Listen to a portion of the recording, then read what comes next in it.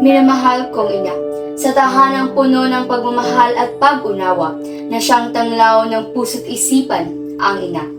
Ang siyang gabay nagbibigay ng walang humpay na pang-aalaga sa kanyang mga anak sa mga araw ng kalungkutan at ligaya. Sa bawat hamon, kahirapan, ikaw ang naging tanglaw sa panahon ng pag-asa. Sa mga sandaling ako'y nagkasakit at nanghihina, ikaw ina ang nagbigay ng walang sawang pag-aaruga.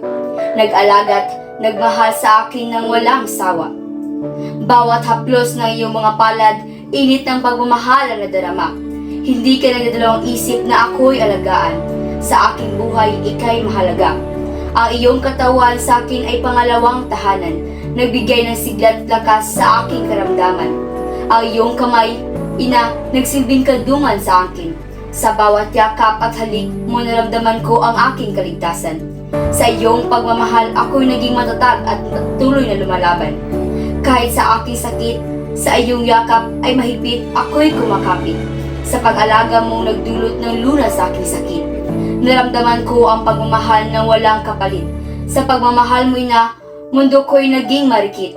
Ikaw ang biyayang ibinigay sa akin na hindi ko pinagkakait. Sa pagtahak ng buhay, si inay naging gabay. Biyayang hindi ko ipagpapalit sa anong bagay. Na walang hanggan nagpapasalamat sa Diyos na ibinigay.